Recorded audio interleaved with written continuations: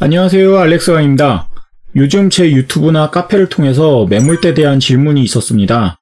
그래서 오늘은 매물대에 대한 이야기를 해드리려고 합니다. 이번 설명이 이해가 잘 안 되시더라도 두 번, 세 번 보시면서 매물대를 이해하고 실전 투자에 활용할 수 있는 기회를 만들어 보시기 바랍니다. 매물대를 설명드리기 위해서 유튜브에서 매물대에 대해 설명하고 있는 다른 분들은 어떻게 설명하고 있나를 전부 다 살펴봤습니다. 모든 유튜버들이 매물대의 기본 원리에 대해서는 잘 설명하고 있는 좋은 내용이 많았습니다. 하지만 어떤 부분에서는 초보 투자자들이 이해하는데 어려울 수도 있겠다 하는 부분도 있었고, 그리고 또 어떤 부분은 아예 설명이 없는 부분도 있었습니다. 그래서 최대한 초보 투자자들이 매물대를 이해하고 쉽게 활용할 수 있도록 여러분이 투자하면서 겪을 수 있는 이야기를 통해 설명드리려고 합니다. 지금 여러분이 모르는 대부분의 내용은 네이버를 검색해보면 나오죠. 매물대 차트에 대해서도 네이버에서 검색해보니 두산백과에서 설명하고 있습니다. 매물대란 주식의 매물 차트에서 일정 기간 특정 가격대에서의 거래량을 나타내는 막대 그래프라고 설명이 되어 있습니다. 글로 된 이런 설명을 읽다 보면 이해가 어려울 수도 있습니다. 그래서 차트를 통해 조금 더 자세히 설명드리겠습니다. 먼저 누구나 제일 쉽게 접할 수 있는 삼성전자 차트를 예로 들어봅시다. 매물대 차트를 표시하는 방법은 여기 왼쪽 차트 형태에서 이 매물대 차트를 클릭하면 나옵니다. 이 매물대 차트가 있으면 봉 차트를 클릭하면 없어지고 다시 매물대 차트를 클릭하면 이렇게 나오게 됩니다. 이때 매물대 차트 환경 설정 방법도 알아두면 편합니다. 종목명을 이렇게 더블 클릭하면 가격 차트 설정 창이 나옵니다. 여기에서 매물대 차트, 그리고 여기에서 매물대 수를 변경시킬 수가 있는데 조금 촘촘하게 보고 싶다 싶으면 한 30개 정도를 설정해도 됩니다. 그리고 간단하게 보고 싶다 그러면 15개 정도가 괜찮습니다. 15개보다 너무 아래로 한 10개, 5개 뭐 이렇게 해버리면 매물대가 너무 합쳐져서 뭉뚱그려져서 나오기 때문에 최소한 이렇게 15개 정도는 설정하는 게 보기 편합니다. 매물대 차트에서 중요한 건 기간 설정입니다. 많은 질문들 가운데 매물대 차트는 언제부터 봐야 하는지에 대한 그런 내용이 있었습니다. 매물대 차트는 이 현재 주가 창에서 보여주는 이만큼의 기간 동안 여기에 대한 거래량을 이렇게 가로로 눕혀서 표현한 그런 합입니다. 만일 현재 창에서 보여지는 이 기간을 더 길게 하면 그만큼 더 많은 기간 동안의 거래량이 이 매물대에 표현이 되고, 짧게 하면 현재 창에서 보이는 그 기간 동안의 거래량으로 다시 비율로 계산이 되어서 보이게 되죠. 예를 들어서 극단적으로 4일 정도의 기간만 살펴본다 라고 하면 요 주가 캔들은 4개가 나오고 거래량도 4개가 나오겠죠. 요 거래량 4개와 해당 주가 사이에 얼만큼의 거래가 있었는지가 여기에서 이렇게 표시가 되는 겁니다. 그러면 이 매물대 차트를 볼 때 얼만큼의 기간을 봐야 할까요? 투자자마다 매물대를 활용하는 방법이 모두 다릅니다. 그리고 어떤 유튜버도 그리고 어떤 책에서도 매물대 실제 활용을 위한 기간에 대해서는 알려주고 있지 않습니다. 그래서 저는 제가 사용하는 저만의 방법을 여기서 알려드리려고 합니다. 핵심은 내가 살펴보고자 하는 이 주가의 가격대가 포함된 차트 모양을 살펴보는 겁니다. 내가 살펴보고자 하는 주가는 지금 현재가가 기준이겠죠. 왜냐하면 오늘 이 현재가를 기준으로 이 다음에 주가가 어떻게 변화할지를 살펴봐야 되기 때문입니다. 현재가를 기준으로 앞으로의 주가 지지나 저항선이 어떻게 되는지 살펴보는 게 앞으로 투자에 활용할 수 있는 부분이겠죠. 그래서 주가의 이런 과거 흐름을 쭉 살펴보면 이 현재가의 주가가 있었던 그런 부분을 쭉 살펴봤을 때 삼성전자는 54,200원이 오늘의 현재가죠. 그래서 주가의 과거 흐름을 보면서 현재 주가가 있었던 과거 시점을 살펴보세요. 삼성전자의 오늘 현재가는 54,200원입니다. 이 54,200원이 포함된 주가 차트가 언제 지났는지 살펴보시면 됩니다. 그러면 이때 오늘 54,200원, 그리고 요때도 54,200원 지났죠. 요때도 54,200원 지났고 쭉 뒤로 갔을 때 요 정도에서 54,200원, 여기서도 지났고 여기서도 지났습니다.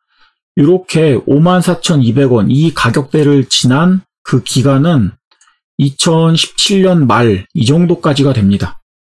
그러면 매물대 분석 기간을 2017년 말부터 이렇게 살펴봐야 할까요? 아니면 최근에 있는 2019년도 말에 54,200원이 나온 이때부터 살펴봐야 할까요?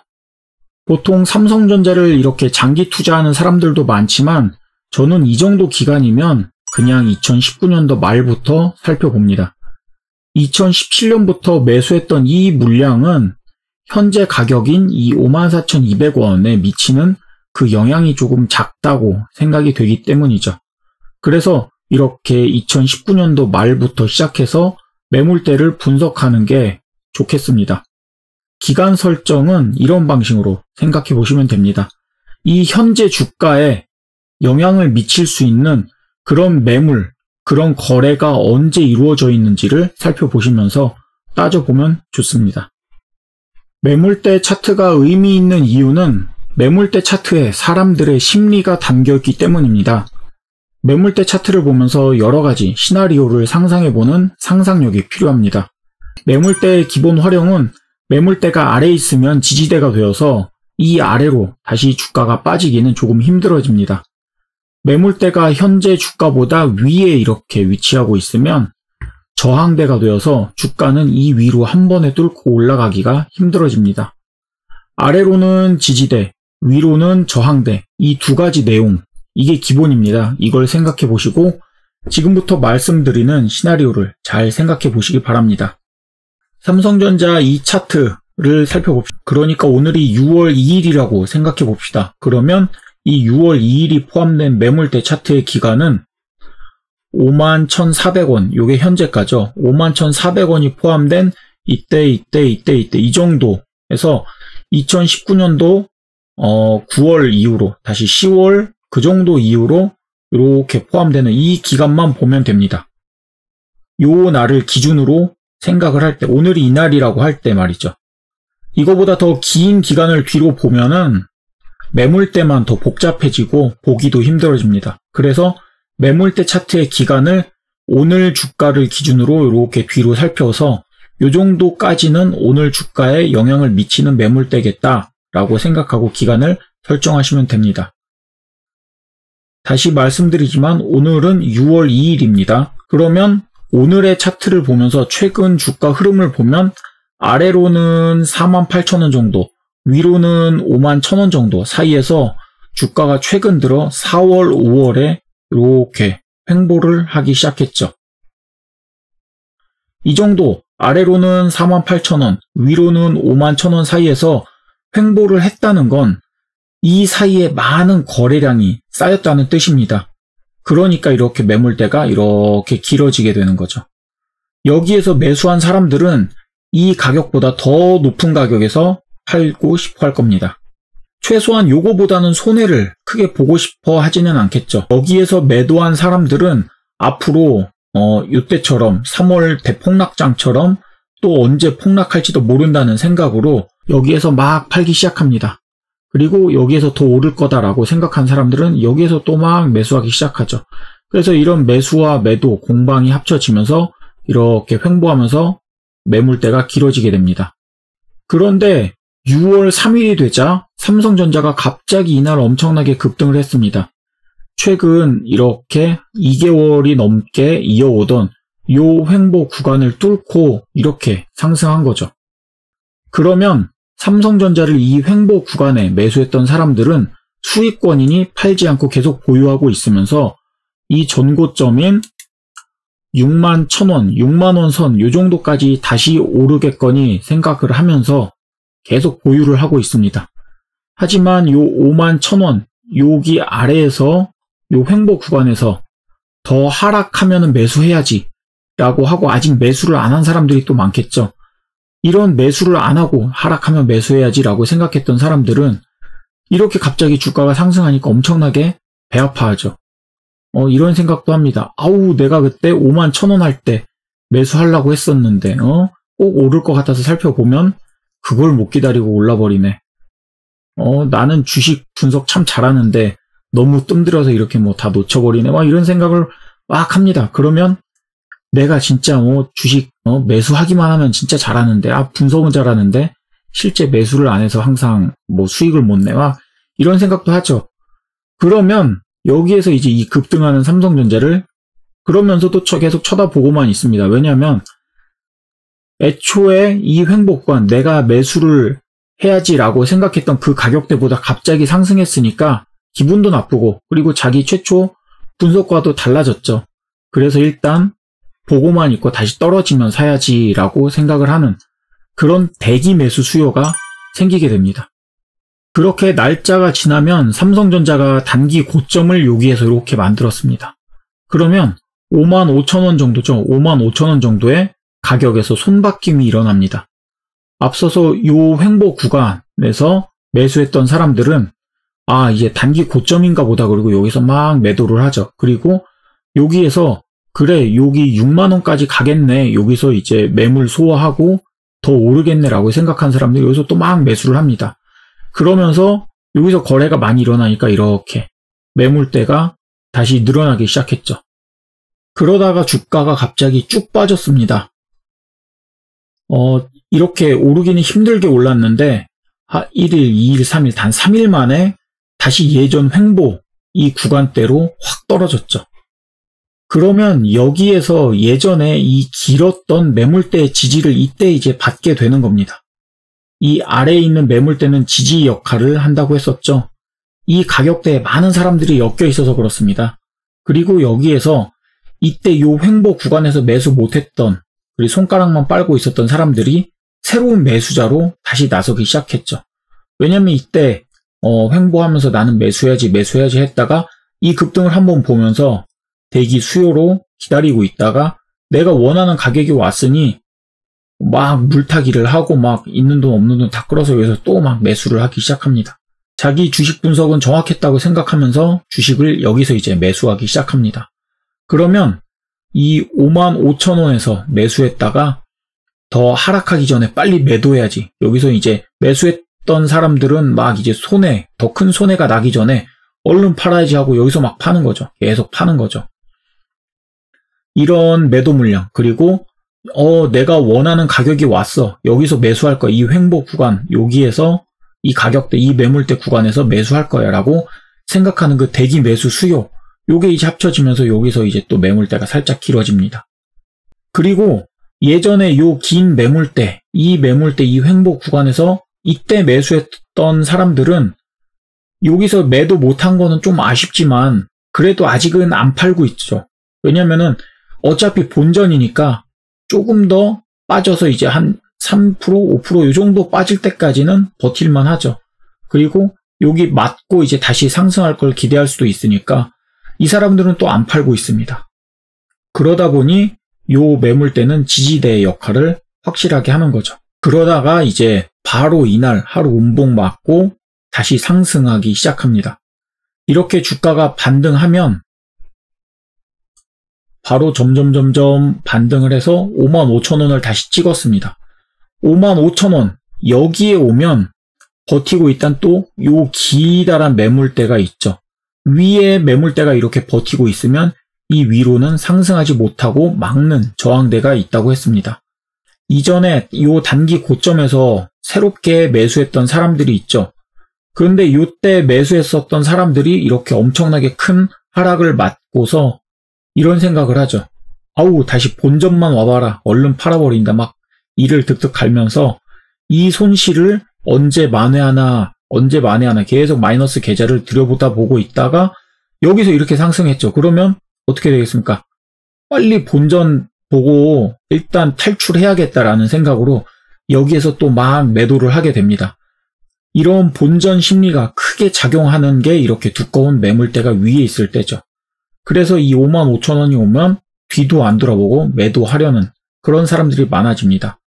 그래서 단기 고점 부근에 오면 이렇게 갑자기 또 큰 하락이 나올 수 있습니다. 이후에 주가는 이렇게 오르고 떨어지고 하면서 다시 이 매물대를 한번 찍고 오늘 가격인 54,200원까지 이렇게 흘러오게 된 거죠. 다시 정리하자면 매물대가 이렇게 위에 있으면 매물대에서 매수했던 사람들은 본전 심리에 부딪히면서 저항대를 만들게 됩니다. 이 가격이 오자마자 팔아버리는 거죠. 그리고 이 매물대가 아래에 있으면 예전에 못 샀던 사람들이 매수자로 막 동참하면서 이 아래로는 떨어지기 힘든 그런 지지대 역할을 하게 되는 겁니다. 매물대를 이렇게 공부하고 나면 모든 주가는 이런 매물대에 엮인 사람들의 심리가 움직이는 게 이제 전부인 것처럼 막 보이게 됩니다. 매물대만 보면 주식 분석을 거의 다 한 것처럼 막 생각이 될 수 있고, 매물대 차트 요거만 보면서 단타도 치고 빨리 수익도 거둘 수 있을 것 같죠. 그런데 제일 중요한 건 기업의 실적, 실적에 대한 기대감, 시황, 뉴스, 미국이나 중국에 대한 소식, 코로나, 정말 여러 가지 다양한 이슈가 겹치면서 이렇게 나타나는 결과가 여기에 찍힌 그런 거에 불과합니다. 우리는 이런 수많은 이슈들의 결과가 이렇게 차트에 기록이 되고 거래량과 주가가 이렇게 기록이 되는 걸 살펴보면서 사람들의 심리를 엿보는 것일 뿐입니다. 그래서 이런 분석은 주가와 거래량으로 나타난 결과를 토대로 현재 상황을 한 발 늦게 이해할 수밖에 없는 이런 후행성 지표라는 걸 이해해야 됩니다. 그런데 이 매물대가 후행성 지표일지라도 중요하지 않은 건 아닙니다. 한 발 늦은 상황이라도 현재 상황을 정확하게만 이해할 수 있다면 올바른 방향으로는 갈 수 있겠죠.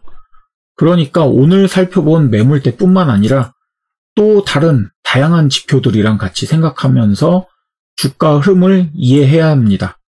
그리고 오늘 매물대 공부 사례로 이 삼성전자를 들었는데, 사실 삼성전자처럼 큰 종목은 이 매물대보다는 다른 요소에서 더 큰 영향을 받습니다. 예를 들면 전 세계 반도체 업황이나 미국과 중국 관련 뉴스 같은 게 더 큰 영향을 주죠. 매물대 차트는 이것보단 중소형주에서 더 힘을 크게 발휘합니다. 중소형주는 전체 시황에 영향도 받지만 투자자들의 심리에 더 큰 영향을 받기 때문입니다. 이런 것도 생각해 보시면서 종목마다 어떤 부분에 주가가 더 큰 영향을 주는지 이런 것도 살펴보시고 투자에 활용해 보시기 바랍니다. 장님 코끼리 만지기라는 이야기가 있죠. 이렇게 큰 코끼리를 여러 장님들이 일부분만 만져보고 코끼리는 뱀처럼 길다, 코끼리는 창처럼 뾰족하다, 코끼리는 밧줄처럼 가늘다 라고 제각각 이야기를 꾸며냅니다. 우리는 주식시장을 모릅니다. 그저 한 부분 한 부분 만져보고 분석하고 이해할 뿐이죠. 이동평균선 하나만 보고, 거래량 하나만 보고, 관련 종목 뉴스 하나만 보고, 실적 전망 하나만 보고, 이런 것들만 보고는 지금 주가가 오르고 있는지 그리고 앞으로 오를 가능성이 있는지는 절대 알 수가 없습니다. 현상을 조금이라도 더 정확하게 이해하려면 최대한 많은 부분을 만져보고 종합적으로 고민을 해봐야겠죠. 오늘 매물대에 대한 설명은 여기까지입니다. 구독도 눌러주시고 다음번 주식 이야기를 기다려주세요. 좋은 하루 되세요. 감사합니다.